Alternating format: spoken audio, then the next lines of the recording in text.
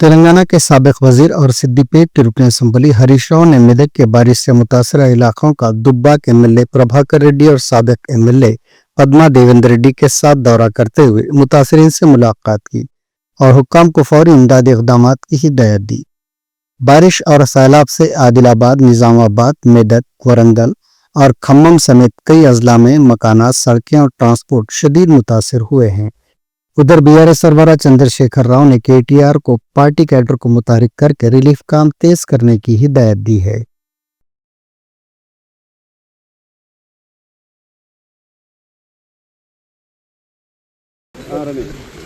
రాష్ట్ర ప్రభుత్వం వరద నివారణ చర్యలు తీసుకోవడంలో పూర్తిగా విఫలమైపోయింది.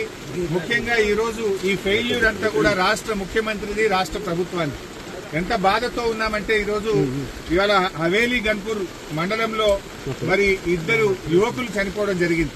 వాళ్ళ పిల్లలు, ముఖ్యంగా ఇద్దరు పిల్లలు గురుకుల పాఠశాలలో చదువుతున్నారు. వర్షాల వల్ల గురుకుల పాఠశాల లీక్ అయితా ఉంది, మీ పిల్లల్ని తీసుకుపోండి అని ప్రిన్సిపల్ ఫోన్ చేస్తే పిల్లల్ని మెదక్కు పోయి తీసుకొచ్చుకుందామని బయలుదేరి మరి ఆటోలో నడుపుతున్నటువంటి యాదగౌడు, ఆటోలో కూర్చున్న సత్యనారాయణ ఇద్దరు కూడా ఈ వరదలో ఆటో కొట్టుకుపోయి చనిపోవడం జరిగింది.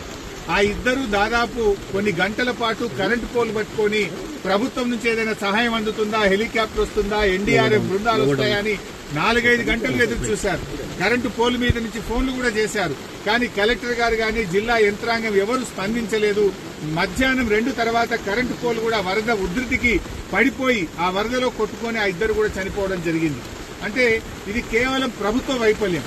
నిన్న ఒక మంత్రి గారు మాట్లాడుతూ అంటాడు, హెలికాప్టర్ అంత అవసరమైతే తప్ప వాడద్దట, మీరు మాత్రం పెళ్లిలకు వాడుండ్రి, బీహార్ లో రాజకీయాల కోసం వాడండి, మీ సొంత కార్యక్రమాలకు వాడుకోండి. ఆనాడు ఖమ్మం జిల్లాలో కూడా హెలికాప్టర్ పంపకపోతే ప్రాణాలు పోయినాయి. ఇవాళ మెదక్ జిల్లాలో కూడా సకాలంలో హెలికాప్టర్ రాక ప్రజల ప్రాణాలు పోయినాయి. అంటే ప్రభుత్వం ముందస్తు చర్యలు తీసుకోలేదు. నిజాం సాగర్ లో ఈ వరద ఉధృతిని చూసి గేట్లెత్తి ముందుగానే నిజాం సాగర్ ను ఖాళీ చేసి ఉంటే బ్యాక్ వాటర్ లో ఇంత నష్టం జరిగి ఉండేది కాదు.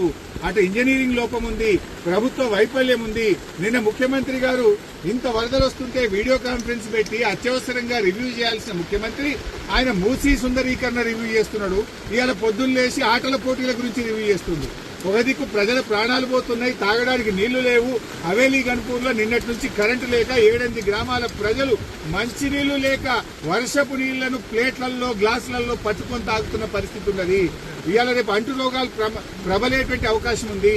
వచ్చే 24 గంటలు ఇంకా పెద్ద ఎత్తున వర్షాలు ఉన్నాయని వాతావరణ శాఖ చెప్తా ఉంది. ప్రజలు ఇబ్బందుల్లో ఉన్నారు. ప్రభుత్వం ఇప్పటికైనా మేల్కొని అత్యవసర చర్యలు చేపట్టి ప్రజలను కాపాడుకోవాలి. ప్రజలకు త్రాగునీరు అందించండి, ప్రజలకు అవసరమైన ఆహార పొట్లాలను పంపించండి, హెలికాప్టర్లను అందుబాటులో పెట్టండి. ఎందుకంటే బాగా తడిచి ఉన్నది, ఇప్పటికే నీటి ప్రవాహం ఉంది. ఇంకా వర్షం ఏమన్నా కొద్దిపాటి వర్షం ఎక్కువ పడ్డా కూడా మరి చెరువులు గాని తెగేటువంటి ప్రమాదం ఉంటది కనుక అన్ని జాగ్రత్తలు ప్రభుత్వం తీసుకోవాలని చెప్పి కోరుతా ఉన్నాం. ఏదైతే పంట నష్టం జరిగిందో ఒక్కొక్క రైతుకు ఎకరానికి 25,000 రూపాయల సహాయం అందించాలని కోరుతున్నాం. చనిపోయిన ఆ 2 కుటుంబాలకు కూడా ఒక్కొక్కరికి 25 లక్షల ఆర్థిక సహాయం అందించాలని కోరుతున్నాం. ఇక్కడే పక్కనే దూప్ సింగ్ తండా ప్రజలు తండాను వదిలిపెట్టి గుట్ట మీద ఉన్నారు. రాత్రంతా కూడా గుట్ట మీదనే ఉన్నారు. వాళ్ళకి మంచినీళ్లు లేవు.